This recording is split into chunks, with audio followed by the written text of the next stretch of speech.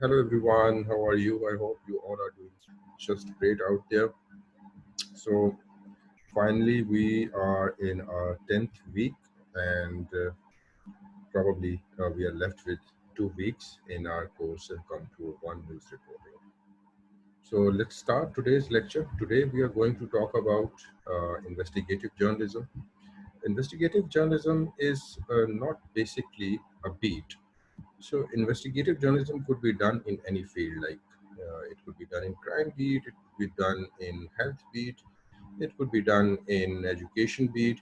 So investigative journalism is a different thing.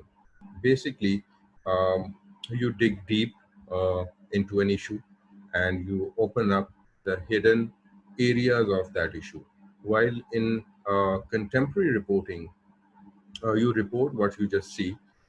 Mostly, I would say rather that contemporary reporting is to report from the surface, while investigative reporting is to unveil or to reveal hidden aspects of any issue.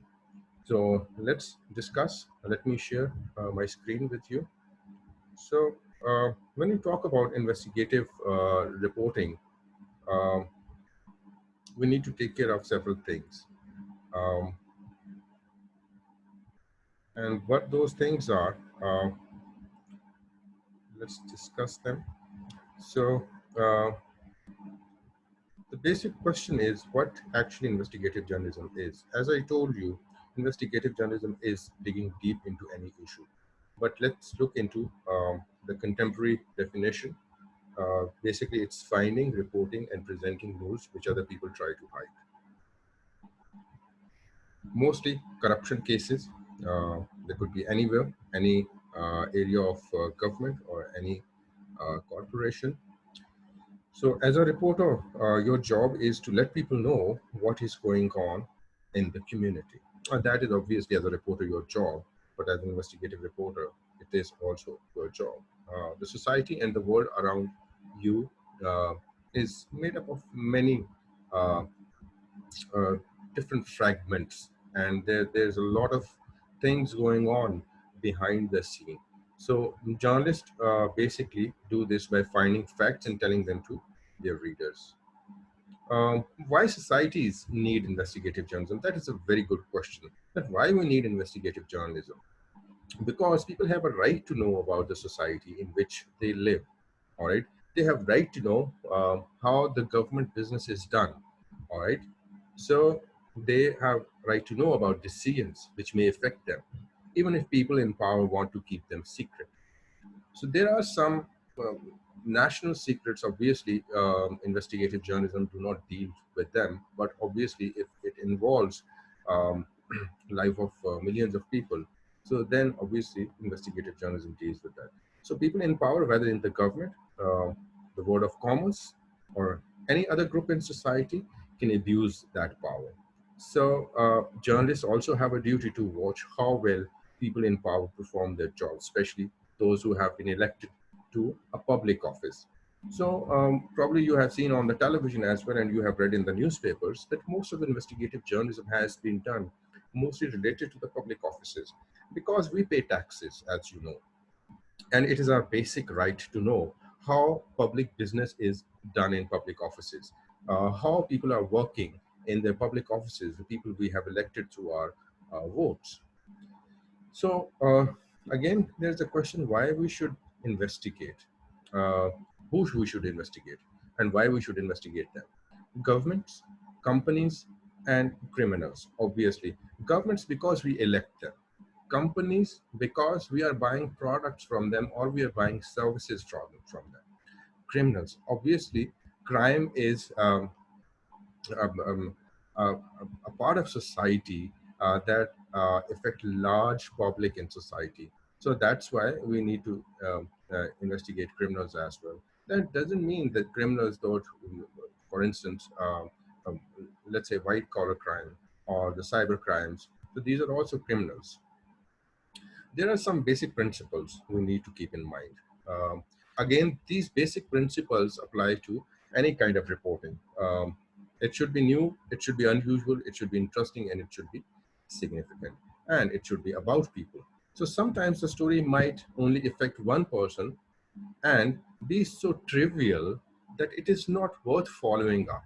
So you need to remember that you have limited time and resources. So you cannot follow every story idea. You use your news judgment that whether this story needs to be followed up or not. So this is on your discretion, or it's your news judgment or your editorial judgment. Um, Keep your eyes and ears open all the time. What's happening in the government, what's happening in the corporations. Always be on the lookout for possible stories. Sometimes people will come to you with tip-offs. So these tip-offs, sometimes they help you, but not all the time. But often you must discover the stories by yourself. Get the facts. This is the single important thing. Whether you are doing investigative journalism or not, you need to get facts. So investigative reporting means digging up hidden facts. So your job will not be as easy as reporting courts or public meetings. You need to keep this in mind, because uh, the facts you are searching, people are trying to hide those facts. So you need to do really hard work to find those facts or to unveil those facts. So people will try to hide things from you. You must gather as many relevant facts as you can from as many people as possible. So fill the facts together. That is again the second principle. As you gather the facts, fit them together to make sure that they make sense. Sometimes you gather facts and you put them together and you say that they are not making any sense. Sometimes your investigations, they come up with a missing link. So it's kind of a police investigation. You have to put all the pieces together. So investigative reporting is often like doing a jigsaw puzzle. So let's go further. Then the third principle is check the facts. Because once you have gathered the facts, you need to check them. So remember, you are trying to find information which some people want to keep secret. They will not help you in your investigation. So you control check. You cannot check your facts with them, but you have to check them independently. Evidence. In investigative reporting, evidence is a single most important thing.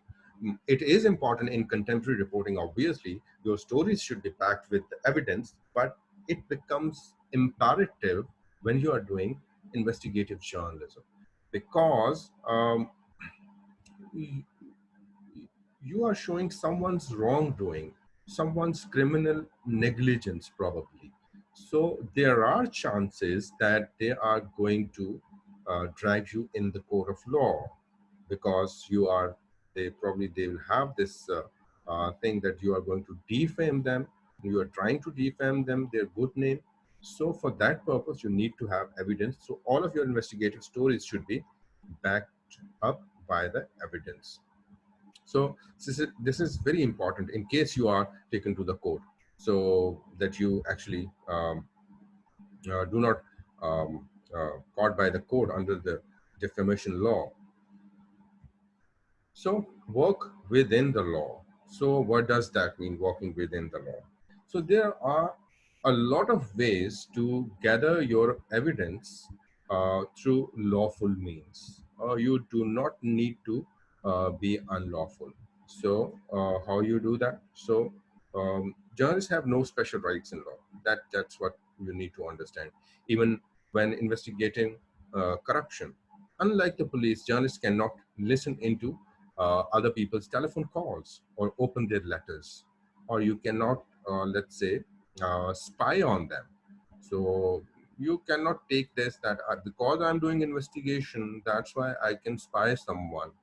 It happened in the past in the United Kingdom, and there were a lot of punishments for the journalists, and newspapers were brought down as well.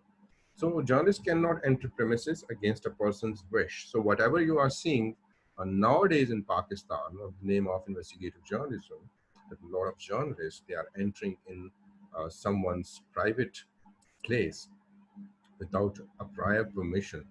That is ethical as unethical as well, and it's against the law. Contacts. Very important. Make as many contacts as you can and look after them as you would look after your friends. Good investigative reporters have contacts in the places most likely to provide stories. Your contacts do not have to be people at the top of the departments or the companies. In fact, people down the ladder are often more practical use. So identify people in a key position within organization. Let's say a clerk working in a government department might be more useful to you compared to the deputy director or assistant director, because he's dealing with the daily business or the files or the documents, and probably he can give you really good information. So people down the ladder, they are really good contacts. So listening is the key. Good journalists know how to listen to the people, even if they do not seem to have any useful information. They may still say something you can use later. So it can give you a tip for some of your future stories. Interviewing. So you will need to interview people in your search for the facts. So never interview the person at the center of the investigation first. So if you, let's say, uh, you're working on a corruption case in a government department, so you should not go directly to the head of that department and take his interview. First complete your investigation, then conduct his interview. Otherwise probably they'll be vigilant and you'll have to drop your investigation in the midway. So always start at the edge and work your way towards the middle. You must not warn the person under investigation too soon. Also, you need to gather as many facts as possible before you put your question to the person at the center. Notes. Again, taking notes is very important. Make lots of notes. Write down everything, however unimportant it may seem at the time. So might be the thing that is important, unimportant right now. Probably it will be important after some time. So probably the fact you have just gathered, that is not seems to be very important right now, but probably when you finish your investigation, that becomes the center point of your story. So keep all your notes in order, and this is a good practice. You need to keep your notes in order. Then protect documents. Your contacts or anonymous people may give you confidential documents exposing someone's corruption. You need to keep them safe, and you should not leak them. You must be especially careful in protecting such leaked documents because the legal owners of them could get a court order forcing you to give them back. So let's say you are unveiling corruption of a government department and you have got some um, um, documentary evidence, some documents, let's say they are books. So obviously, if you actually leak those documents and if you tell someone about them, probably that department can get a court order and get those documents back. So if they have a court order on them somewhere which can identify that particular copy, they might be able to trace your source who leaked the copy, and probably you'll have to leave your investigation midway. Investigative reporting is always a teamwork. So try to work another reporter on a big investigation. They can go with you on a difficult interviews to make their own notes, to protect against threats, or to support you. Um, so teamwork is very important. Mostly reporters do not work with the partners. So there are some stories where you need to work with the partners. So official sources, there are official reports, minutes of the meetings, company reports, transcripts of the court commissions, uh, records of the land ownership, police records, even yearbooks, telephone books, and electoral lists. So by piecing together information from these sources, helped by taking the context, you can build up your jigsaw puzzle. So let me tell you, all these documents like yearbooks and police records, you can get these documents legally. Uh, Overseas information, you may need some information about foreign government, companies or organization. Let's take the example of Panama cases. Perhaps the company you're investigating is based overseas. You could try to get information or help from a number of organizations such as International news services, universities, international computer databases, foreign embassies, or lobby groups such as Greenpeace or Amnesty International or um, ICIJ. So these are some companies or organizations you can get help from. Evidence, gather evidence. That is important. So it is never ethical to trick people to gain evidence for a story, but you can sometimes set your own trap without lying. So it is important you have to find that trick. So publication, if your newspaper, radio, or television station is in competition with other news organizations, you will usually try to keep your investigation secret until it is published or broadcasted. So this is because you may spend many days or even weeks of work on a story and do not want to give your competitors all the work you have done. Uh, the ideal investigation follows these some basic steps. Build up facts until there is no doubt. Interview any people who seem to be doing wrong. Write the story. Make a final check with your lawyer to make sure your story is legal and safe. This is very important. This fourth number step, because most of the time investigations are related to corruption or such kind of cases or criminal negligence. So obviously you are investigating sometimes government officials, probably CEO of a firm. So you need to talk to your lawyer as well. That story is legally safe. Uh, Publish it. Incomplete story, you may occasionally find that, however hard and long you try, you cannot get all the pieces in the jigsaw. Perhaps some documents are missing, hidden, or they cannot be released. Perhaps someone refuses to comment. You will have to decide whether or not to publish the incomplete story. It's up to you. So you can consult with your supervisor, your lawyer, before making this decision. But my suggestion is, if that story is that much important, and that incomplete story can play its part, then you should publish that story. Otherwise, you should drop that story. Follow-ups are very important. The story should not end with publication or the broadcast. So if you have exposed something wrong, you must check to see what is done by the people with authority to put it right. So this is very much important. So you need to take follow-ups. Some writing techniques: stick to the facts always. You will be much safer if you stick to the facts which you can prove that are true. That is why you check your facts and get confirmation for each one. As you write, stop at each important fact and say it yourself. Is it true? Then say, have I confirmed it with another source? If you have done both things, then go with that fact. Otherwise, do not add that fact in your story. Do not speculate, because mostly um, journalists try to speculate. So as a journalist, it's not your job to speculate. Avoid personal comments.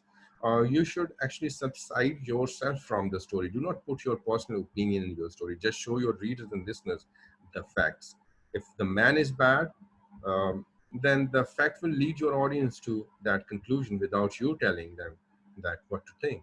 So do not lead your interviews as well. Do not lead your um, audience or listeners or readers. Keep your language simple. That is very much important. Simple language means if you're writing for a newspaper, that an ordinary person should be able to understand that story. Avoid vague words, again, jargons. You should not add words that are difficult to understand.